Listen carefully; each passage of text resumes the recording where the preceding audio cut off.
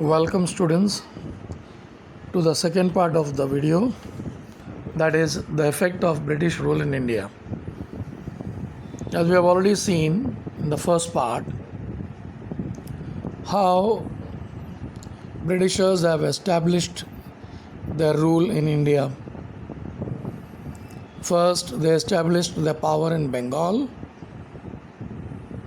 Later on, they went towards Mysore. From Mysore, they went towards Punjab, where Ranjit Singh Ji was ruling.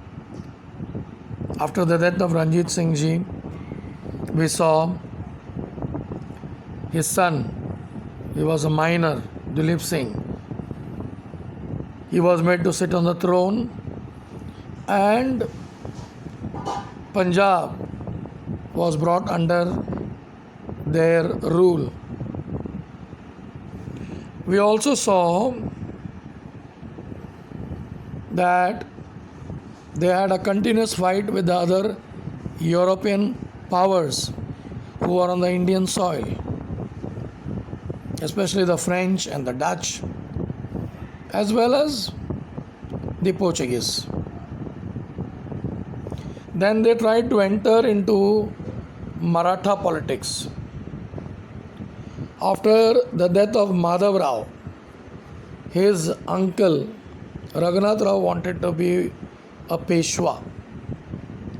So he took the help of the Britishers and he entered, and he gave a chance for the Britishers an entry to Maratha politics. Then we also saw subsidiary alliance, which was introduced by Lord Wellesley in 1798. Bajirao II was the person who signed the subsidiary alliance with the Britishers. This is also known as the Treaty of Versailles. Then we saw Chhatrapati Pratap Singh. He was exiled. He died in Kashi in the year 1847. And his officer, loyal officer, Rango Bapuji Gupte, who was controlling the certain territories, he had a legal fight. He went up to England, but his efforts were rejected because of the adoption policy. And even Satara, which was the territory of Chhatrapati Pratap Singh, was annexed by the Britishers. We also saw dual system of government, which was introduced by Robert Clive.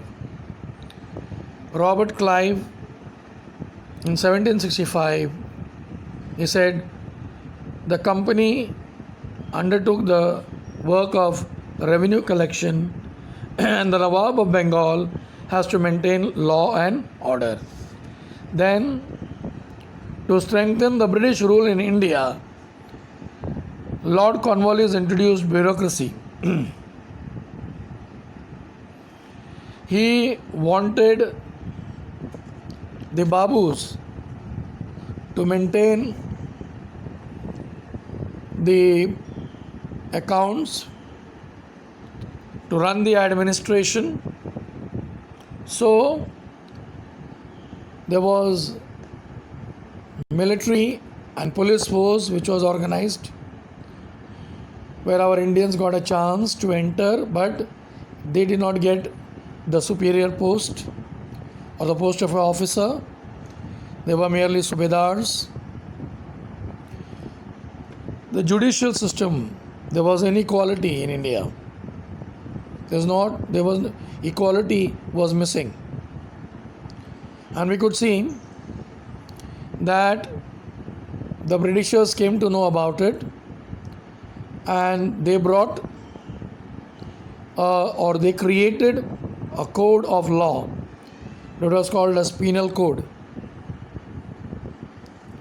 but there were some defects in it. There were two types of law, one for Indians, other ones for Europeans. And it was very difficult for the common man to understand the legal procedure. So legal cases became expensive and the cases remained pending. So this is what we have seen in the first part. Now let me continue the economic policies of the Britishers. Now my dear students, Britishers, right from the ancient time we could see India was invaded by different invaders. They settled in India. They took or they observed in Indian culture. They ruled here and they never made any changes in the basic Indian economic system, but Britishers were exceptional. England was a modern nation. Due to industrial revolution, capitalist economy prevailed. Hence, they inculcated an economic system in India which was conducive to economic system in England. Now I would like to speak about land revenue policy. As we all know, they have collected large amount of money from us in the form of land revenue. It was believed that land revenue was the main source of income of the state. During the pre-British period, revenue was based on the type of crop cultivated. The farmers were exempted from the taxes if there is loss of crop. Revenue was mainly collected in the form of in kind or in the form of a grain. In case of late payment, the farmer's land was not confiscated. Now, to increase the income of the Britishers, they started measuring the land, the area, and they taxed them accordingly. And they made the payment of tax compulsory in a form of cash.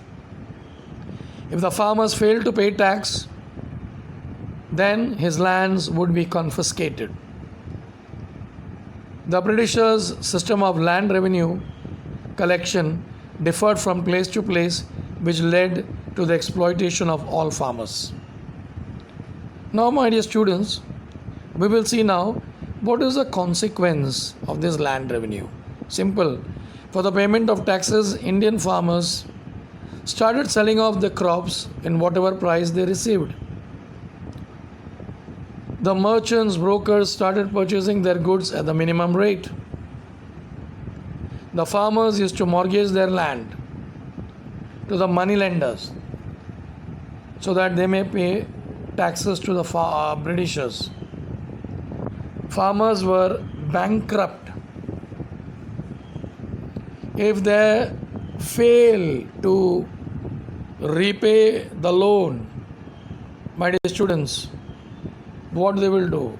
The Britishers would take away their land. If they fail to give back the money to the money lenders or the merchants or a zamindar, simple, their lands are taken away or their lands are confiscated. Now, my dear students, we will see now what is commercialization of agriculture. You will get a question. Define commercialization of agriculture. Initially, food grains were cultivated by the farmers to fulfill the domestic needs of the village, of the people. Now, Britishers started giving encouragement to grow cash crops like cotton, indigo, tobacco, tea, which were in great demand in English market. And thus, the Britishers encouraged the farmers to grow these crops. Now, what was the result of this? It was very simple. If the food grains are not cultivated, there will be famine. So, from 1860 to 1900, India faced great famine, and the Britishers did not take any much effort to overcome it. Similarly, not much expenditure was made on the provision of the water supply. Now, Britishers, they started transport and communication facilities for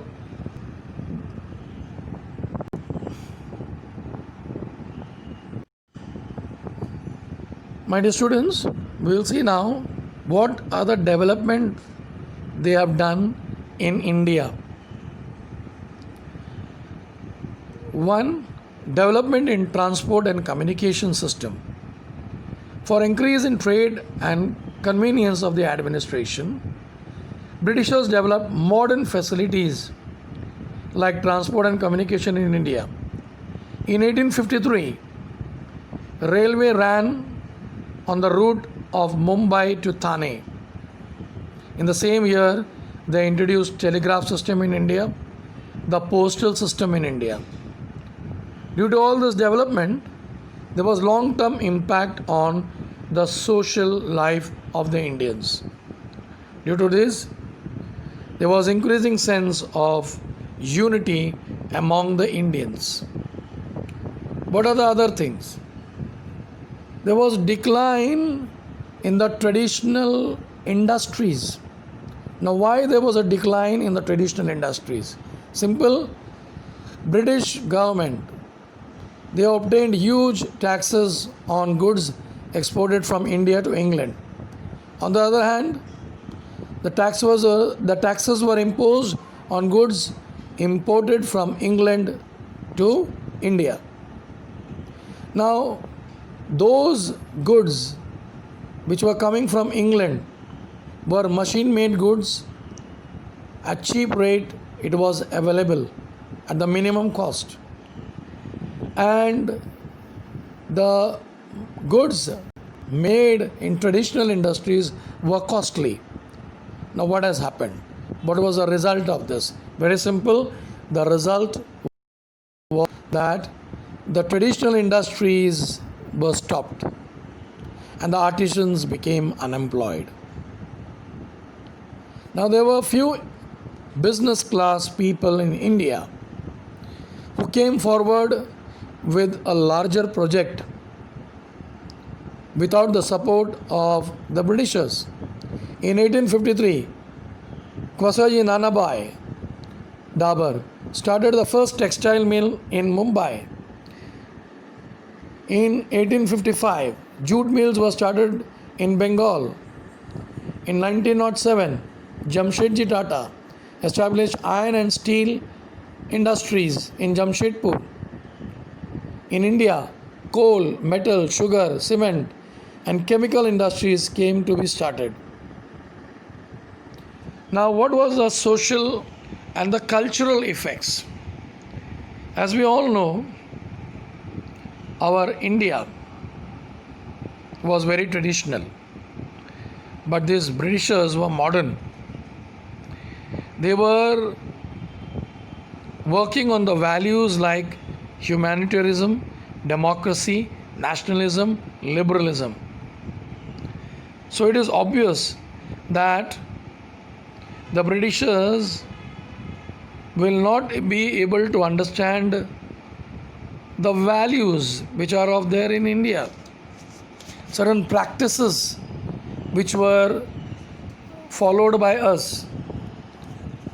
Now, in order to understand the social practices, the values, the history, the literature, the flora and fauna of India, in 1784, Sir John Williams, an English officer, established Asiatic Society of Bengal at Kolkata. Max Muller a German thinker. He was devout scholar of Indian religion, language and history. Due to these examples, there arose a feeling among newly educated Indian to study Indian religion, history and tradition. Now, certain laws were enacted. Sati Prohibition Act was passed by Lord William Bentinck. In 1856, Lord Dalhousie passed Widow Remarriage Act. Thus, they brought some form of social reforms. One greatest boon that India had from the Britishers was the English education. Now, in order to run the administration of the country in India, they required English educated Indians. Lord Macaulay in 1835 recommended English education should be imparted to the Indians. Through new education, Indians were introduced to Western thoughts, modern reforms, science and technology. In 1857, universities were established at Kolkata, Mumbai, Madras, the modern name Chennai, and the Western educated middle class Indians led to the social reform movement in India. Thus, I would like to conclude this lesson by saying that by starting English education, the Indians came to know that how backward we were. We gave importance to religion. We gave importance to all the superstitious values, but not to the values which are required to stay in society. So, with English education, the modern thoughts, modern reforms, and science and technology was known to the Indians. New universities came in, and with the Western education, the middle class Indian started thinking about getting freedom from the clutches of the Britishers. Yes, students, I end this lesson.